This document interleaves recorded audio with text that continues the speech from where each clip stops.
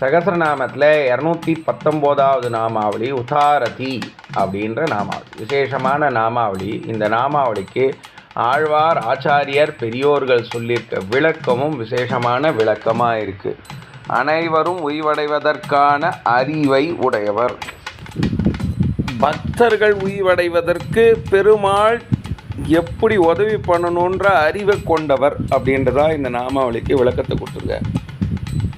பக்தர்கள் எப்படி பூலோகத்தில் நடந்துக்கணும், அப்படி நடந்துட்டா தர்ம பிரகாரம் அதனால் என்ன பலன் கிடைக்கும், அந்த பலனினால் பெருமாள் என்ன நமக்கு கொடுப்பார் அப்படின்றதுக்கான தெளிவான விளக்கமான நாமாவளியாக இந்த நாமாவளி இருக்குது.